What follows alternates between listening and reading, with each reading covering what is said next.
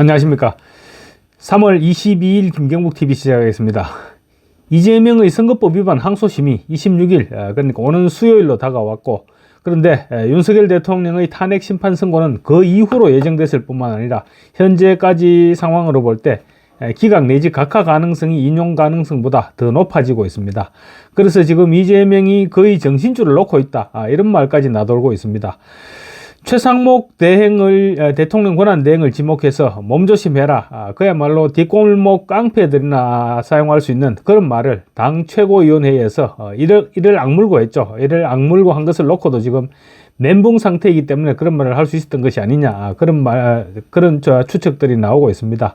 그런데 정말로 이재명이 제정신인가, 이런 생각이 들게 하는 대목이 있습니다. 민주당이 최대행에 대해서 엄포형에 그칠 것이라고 누구나 생각했던 최대행에 대한 탄핵안을 어제 발의를 했습니다. 본회의 표결까지 밀어붙일 수 있을까에 대해서는 아직도 쓸만하는 생각이 들 정도로 최대행에 대한 탄핵은 터무니없다는 반응들입니다. 어쨌거나 어제 발의를 했는데 그 탄핵안을 발의하는 그 비슷한 시간대에 이재명은 SNS에 기가 막힌 글을 올렸습니다. 바로 트럼프 시대 복합 위기를 조선업 제도약의 기회로, 이런 제목의 글을 올렸습니다. 만약 한덕수 국무총리에 대한 탄핵안이 24일 월요일 인용된다면 최대행은 대통령 권한대행으로서의 막중한 임무를 그대로 수행해야 되고, 또 한 총리의 탄핵안이 기각이나 각하된다고 하더라도 최대행은 경제부처 수장으로서 경제위기를 헤쳐나가야 할 막중한 임무를 계속 수행을 해야 됩니다. 그런데 이재명과 민주당은 그런 최대행에 대해서 탄핵안을 발의했습니다. 최대행을 탄핵시키면 경제부 총리 대행을 기재부 차관에 해야 할 텐데 지금 한 총리가 복귀한다고 해도 부총리를 임명하기도 힘든 상황입니다. 그러지도 않겠지만 설령 한 총리가 무리해서 임명을 한다고 하더라도 또 상당한 시일을 허비하게 됩니다. 그러면 기재부 차관이 경제사령탑을 맡아서 지금 이 난국을 헤쳐나가야 되는데 최대행이 하는 것과는 천지 차이가 될 수밖에 없습니다. 한 총리의 탄핵안이 인용되건 기각되건 최대행이 지금 우리 경제에는 절대적으로 필요한 상태입니다. 그런 최대행의 탄핵안을 발의하면서 이재명은 SNS에 트럼프 시대 글로벌 안보 환경의 불안정성으로 우리 경제와 안보가 모두 심각한 도전에 직면해 있다. 우리 앞에 놓인 위기를 기회로 탈바꿈시켜 국민의 먹고 사는 길을 찾아낼 국가적 지혜가 절실하다, 이런 글을 올린 것입니다. 이걸 과연 정상적으로 봐야 합니까? 경제부총리 겸 대통령 권한 대행에 대한 탄핵안을 발의하면서 안보와 경제를 들먹이는 것은 또 도대체 무슨 심리일까요? 이재명이 민주당에 대한 통제권을 상실한 것입니까? 자기는 탄핵안을 발의하고 싶지 않았는데 박찬대가 우격다짐으로 발의한 것이라도 됩니까? 제가 최대행의 탄핵과 관련한 영상을 연달아 올리는 것은 워낙 이재명의 상태가 이상한 것처럼 보여서입니다. 박찬대는 이재명이 눈만 찡긋해도 전력 질주하는 사람인데 최대행의 탄핵안 발의 역시 박찬대가 고집했다, 이런 말이 들리고 있습니다. 그렇다면 결국 이재명의 뜻으로 보는 것이 맞을 것입니다. 그런데 이재명이 SNS에 올린 글은 이렇습니다. 민주당은 조선업을 국가전략기술에 포함시켜 전략적인 육성 정책을 마련하겠습니다.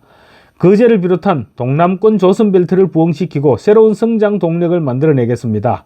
정부 주도로 고부가 저탄소 선박 등으로의 산업 전환을 이끌어 미래 시장을 점유하고 중국의 추격에 적극 대응해야 합니다라고 했습니다. 강요들 다 탄핵시켜버리고 경제부총리까지 탄핵시켜버리면 누가 일을 합니까? 이재명이 지가 할 겁니까?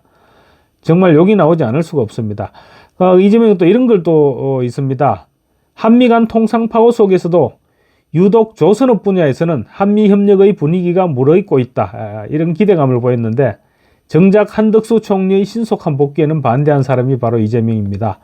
자신이 관심을 보여온 북극 항로에 대한 기대감도 드러냈습니다. 그런데 모두 다 탄핵시켜버리고 누구 보고 북극 항로 개발을 하라는 것입니까?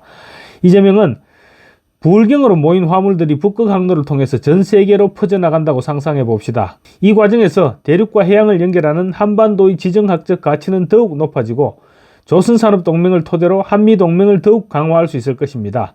경제도 안보도 튼튼히 하는 선순환 전략입니다, 라는 글을 올렸습니다. 방금 경제부총리 탄핵안을 발의해놓고 또 군사령관들을 모두 구속시켜놓고 지금 그래놓고는 경제도 안보도 튼튼히 운운하고 있는 것입니다. 이재명은 또 정치의 사명은 위기 속 기회를 포착하여서 국가의 미래 비전을 설계하는 일이다. 민주당이 조선업 생태계를 활성화시키고 지속 가능한 성장 기반을 구축하는 일에 앞장서겠다. 성장과 발전에 여야가 따로 없는 만큼 여당도 함께 머리를 맞대고 고민해 주시기 바랍니다. 라고도 했습니다. 글 내용으로 볼 때는 아직도 대통령 놀이를 하고 있는 것으로 보입니다. 30번째 탄핵으로 나라를 거들내려고 하고 있으면서도 나라 걱정은 혼자 다 하는 사람 같은 그런 글을 올리고 있는 것입니다. 이재명의 정신세계는 정말로 연구 대상이라고 하지 않을 수 없습니다. 이재명 관련 여론조사 내용을 간단하게 말씀드리겠습니다. 이재명의 공직선거법 위반 2심 선고가 오는 26일이죠. 항소심에서도 유죄가 선고될 확률이 굉장히 높아 보이는데 만약 윤석열 대통령의 탄핵안이 만에 하나라도 인용되면 이재명의 선거법 위반 사건에 대한 대법원 선고가 내려지기 이전에 대선이 실시될 가능성도 배제할 수 없습니다. 이재명은 선거법 이외에도 위정교사와 대장동 재판, 그리고 대북송금, 경기도 법화 유용 이런 여러 가지 재판들이 진행 중이죠. 그래서 이재명이 대통령에 당선되면 이재명에 대한 재판은 계속되어야 하느냐, 이런 가정을 보탠 여론조사를 실시해 봤는데 재판이 계속돼야 한다는 응답이 재판이 중단돼야 한다는 응답보다 압도적으로 높게 나타나고 있습니다. 여론조사 전문기관 여론조사 공정이 미디어 펜스의 의뢰로 지난 19일부터 20일까지 이틀간 실시한 여론조사에서 형사사건 기소 재판 중인 피고인이 대통령이 되면 재판 진행 여부에 관해서 물은 결과 계속 재판받아야 한다는 응답이 54.3%로 나타났습니다. 재판을 중단해야 한다는 응답은 38.1%에 그쳤습니다. 특히 광주, 전남북 등 호남권에서도 58.3%가 재판을 계속해야 된다고 응답했고 민주당 지지층에서도 약 30%는 재판을 계속해야 된다고 응답을 했습니다. 또 전 지역, 전 연령대에서 재판을 계속받아야 한다는 의견이 압도했던 것으로 집계됐습니다. 이 같은 여론조사 결과가 의미하는 것이 무엇일까요? 이재명이 항소심에서 유죄를 선고받게 되면 당내 비명계들이 움직이기 시작할 것입니다. 비명계들은 이재명은 본선에서 이긴다고 하더라도 당선되자마자 그만둬야 되는 그런 사태가 발생할 수 있다. 어쩌면 대선이 치러지기도 전에 대법원이 확정 판결로 후보 자격을 상실할지도 모른다. 아마 이런 논리로 맞서게 될 것입니다. 그때 이재명에게, 오늘 여론조사는 그때 이재명에게 치명적인 결과를 불러올 수도 있는 그런 내용인 것입니다. 어젯밤에 들어온 뉴스 한 가지만 더 말씀드리겠습니다. 법원이 윤석열 대통령 체포방해 혐의를 받는 대통령 경호처 김성훈 차장과 이광우 경호본부장에 대한 구속영장실질심사에서 증거인멸 및 도망할 염려가 있다고 보기 어렵다면서 구속영장을 기각했습니다. 검찰 단계에서 각각 3차례와 2차례씩 영장이 발려됐는데 경찰은 결국 서울고검영장심의위원회에 검찰의 구속영장 기각 적절성을 판단해달라 이렇게 신청해가면서까지 법원에 영장을 신청했는데 이번에는 법원에서 결국 기각을 해버린 것입니다. 경찰이 얼마나 집요하게 윤석열 대통령을 엮어놓고 싶어 했는지 잘 알 수 있는 대목입니다. 서울 서부지방법원 허준서 영장전담부장 판사는 어젯밤 영장실질심사 후 범죄 혐의 입증에 필요한 증거 대부분이 충분히 수집된 가운데 현재까지 수집된 증거 자료의 정도, 수사의 경과 등에 비추어서 피의자가 증거를 인멸할 염려가 있다는 점에 관한 소명이 있다고 보기 부족하다. 주거가 일정한 점, 피의자의 나이와 경력, 그리고 가족관계 등을 함께 고려하면 이제 와서 피의자가 도망할 염려가 있게 되었다고 보기에는 어렵다고 기각 사유를 밝혔습니다. 허준서 부장판사는 특히 범죄 혐의와 관련해서 피의자가 다투어 볼 여지가 있고 지금 단계에서의 구속은 피의자의 방어권을 지나치게 제한하는 것으로 판단된다고 덧붙였습니다. 다투볼 여지가 있다고 밝힌 것은 혐의 자체가 무죄가 될 수도 있다고 말한 것입니다. 서부지법이라고 전부 좌빨 판사들만 모여 있었던 것은 아니었던 것입니다. 오늘 오전 영장실질심사를 받기 전 김 차장은 기자들의 질문에 경호관의 최고의 명예는 대통령의 안전을 위해 목숨을 바치는 것으로 훈련받아 왔다며 처벌이 두려워서 임무를 포기한다면 경호처의 존재 이유가 없다고 판단한다고 말했습니다.